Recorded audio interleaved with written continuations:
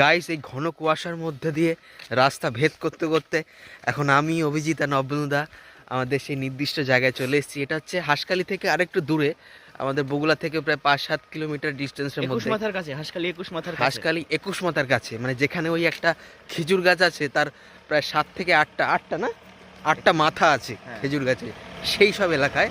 এখানে অনেক খেজুর গাছ আছে, রাস্তার 8-9টা মাথা, লোকে নাম দিয়েছে 21 মাথা। 21 মাথা। তো যাই হোক, এখানে অনেক লোক খেজুর কাটে, গাছে রস কাটে, খেজুর কাটলেও চলবে। এখানে অনেকেই খেজুর গাছ কাটে। তো আর সকালবেলা একদম খাঁটি রসটা পাওয়া যায়, যারা গাছ থেকে নামানোর সাথে সাথে পাওয়া যায়। ওই যে দেখা যাচ্ছে এখন আপাতত ঘন কুয়াশার মধ্যে আবছা আবছা একটু দেখা যাচ্ছে ওখানে একটা হাড়ি। এই যে প্রচুর খেজুর গাছ আছে এখানে, সব আশপাশ দিয়ে তো আপাতত আছে, আর ভেতর দিকে আরো প্রচুর আছে। এই যে কাকা আসছে খেজুরের রস নিয়ে।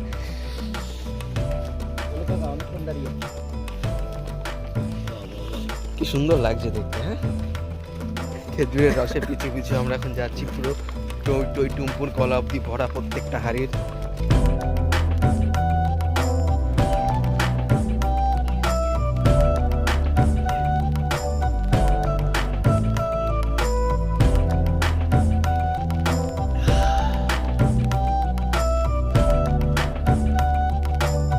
রসের নৌকা বসিয়ে দেওয়া হয়েছে বড় উনুনে,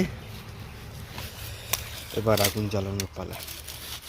খেজুরের রসের জাল হতে হতে খেয়াল করলাম খেজুর কাকু তাদের থাকার জন্য পাটকাঠি আর তাল পাতা মিলিয়ে খুব সুন্দর একটা ঘর বানিয়েছে, এবং তার পেছনে ছোট্ট একটা পুকুরও আছে। পুকুর দেখে রসের কাছে ফিরতে দেখলাম রসের উপর এক ধরনের ফেনা জাতীয় আস্তরণ জমে গেছে, যেটা কাকু একটা লম্বা হাতার সাহায্যে খুব দক্ষতার সাথে ফেলে দিচ্ছে। আরও কিছুক্ষণ জাল হওয়ার পর খেয়াল করলাম রসটা একটু লালচে লালচে রঙের হয়ে গেছে, যার মানে রসটা এখন গুড়ে পরিণত হয়েছে। এইবার এই ফুটন্ত গরম গুড়টাকে ঠান্ডা করার জন্য অন্য আরেকটা নৌকা পাত্রে রাখা হলো।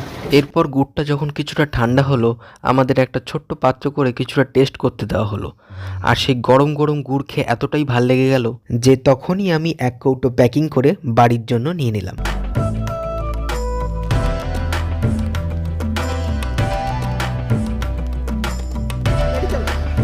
আমরা খেজুরের পিছু করছি এখন। রসের পিছু আমরা খেজুর কাটছে, খেজুরের রস খেজুরের পিছু যাচ্ছে।